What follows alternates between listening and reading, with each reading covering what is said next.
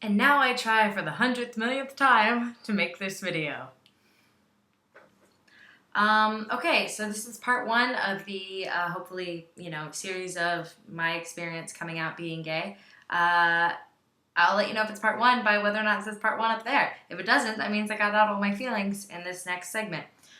But yeah, let's dive right in, kids. One of the number one questions you guys give me is, how do you know you're gay? How did you know you're gay? What are the signs of being gay? Blah, blah, blah, blah, blah. As if it was like a symptomatic disease where it's like, oh, I had a fever, but I also had like a hive, so I knew it was homosexuality. No, it's not that superficial and it's not that easy. If it were, that would be great. It would be awesome to wake up one morning and be like, did I just put on some hiking boots? I must be gay. Did I just play volleyball? I must be gay. Did I just suck a dick? This is a man talking. I must be gay. But it's not like that at all, or at least it wasn't like that at all for me.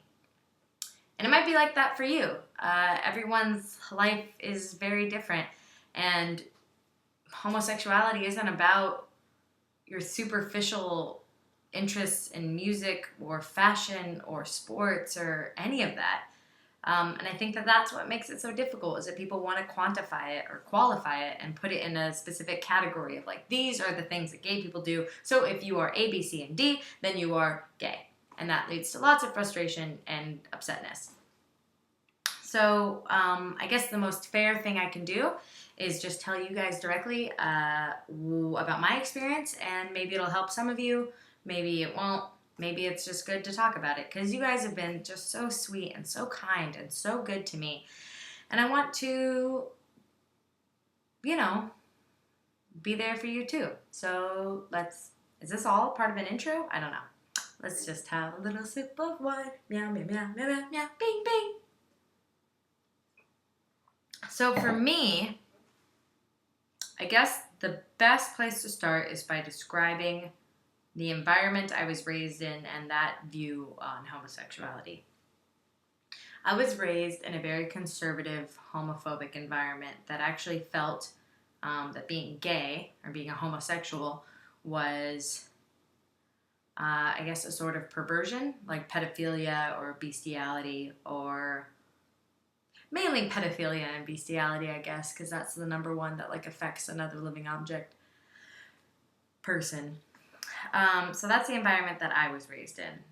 It was either that, or that these were people who were simply weak and desperate and needy and attention-seeking, or wounded in some unhealable way, and that's why they chose to become homosexuals.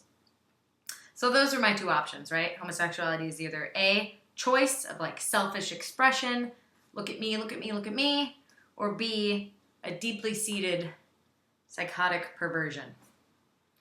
So growing up in that environment, I, for one, never assumed that I was a homosexual. In fact, it was very, very, very much out of my head, consciously, every moment of every day, every moment of every friendship, out of my head. Definitely, definitely not gay. Now, growing up with that as a background, I also had an adverse home life wherein I was emancipated when I was 15 and I finished my high school career as an adult. That meaning that I was an adult in the eyes of the state of California. And that's personal, and that experience is private, and that's all I'm going to say about that. But that being said, having to contend with so much adversity in the home, I really wasn't very concerned, actually, about romance or sex or whatever. I dated my best friends who were boys, and it seemed simple, and I was like, man, I must just be so stressed out about A, B, C, and D that I just can't seem to fall in love with any of these guys, or I just can't seem to enjoy physical activity with any of these guys. So I just assumed that that's what it was.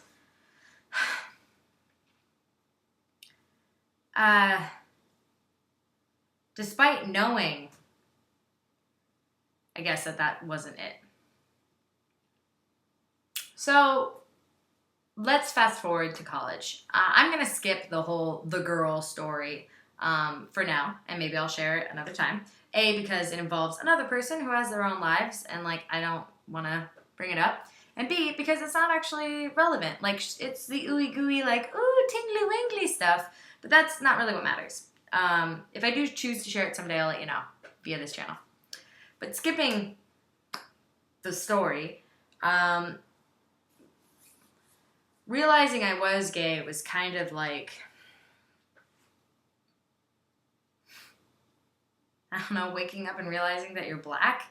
I don't know a good way of putting it. It's just like you wake up and you realize something that, yes, you've known all along. B is inherent to you. It's a part of your physical nature. It's a part of your mental nature. It's just so much a part of you, but it has been in such a locked, tight, hidden place. So at the same time, it's like seeing for the first time a friend you've had all your life. I guess if that makes any sense. It's like, oh, I know you. I recognize you. Oh my God, what do I do? You've never been a part of my life before. I guess that's what it felt like. You know, and unfortunately, at the stage of my life that I was in college, being a Christian was a big part of my identity. And through the trials and tribulations and suffering that life had afforded thus far, having a very intimate and personal relationship with God, having a very faith-driven, pray every night, use the meditative qualities of spirituality to guide every decision, relationship with God.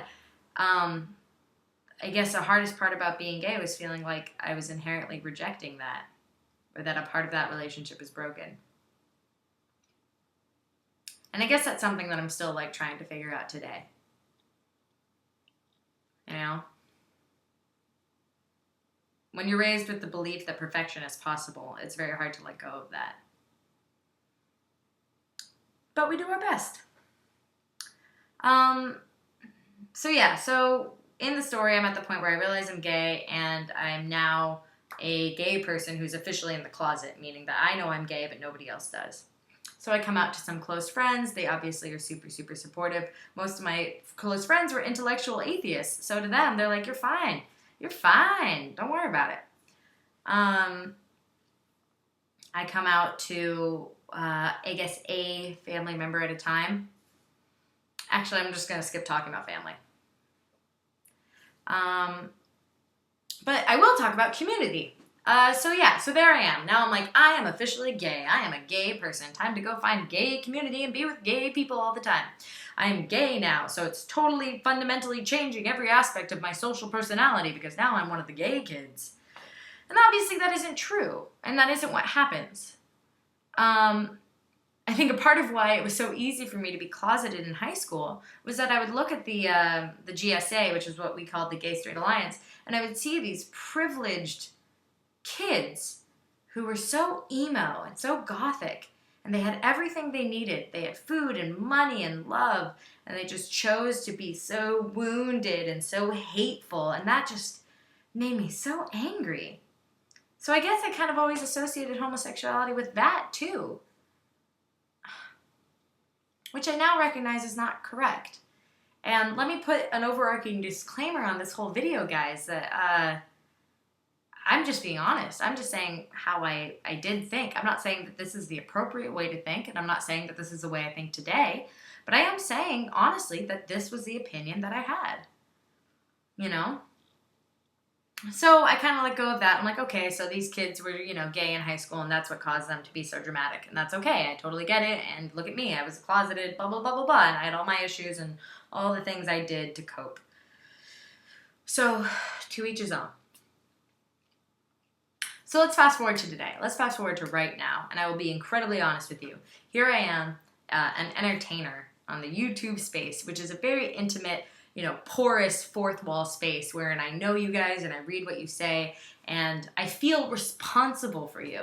I feel responsible for being authentic and telling you the things that I know and helping in any way that we can all help each other. Which in a big way is a huge help to me. It's a huge, huge help to me. So, do I still have issues with the fact that I'm gay? Yeah, in a very, very deep and personal way. Am I ashamed about it? No, absolutely not. I love that I'm gay because I love women.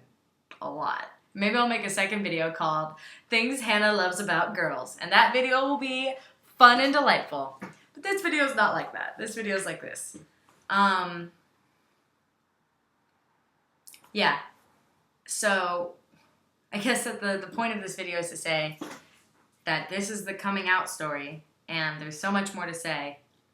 And I'm glad that you guys can be a part of this stage that I'm at in the coming out journey, which is, yes, I've accepted that I'm gay.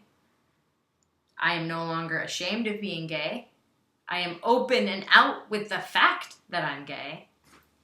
And I'm trying to find a way to have community in a world where all I want is one big community. I just want us all to be a community, you know? I mean, I'm more inclined to go to a Friday night event called Jazz Enthusiasts than gay. But that's not because I don't like gay people. It's just I love jazz. Thanks for listening. And I'll see you guys in like a little bit because we're going to do a movie thing and it's super fun and great. But I just felt like it was finally time that I owed you this video. So, I love you. Tune in at 8 p.m. tonight to watch a movie. We're all going to watch a movie together. It'll look like this at this exact angle. And we'll be watching a movie and it'll be fun. The movie's called Small Town Gay Bar. And bring a drink. We'll have a good time. Talk to you soon. Love, Hannah. Okay, bye.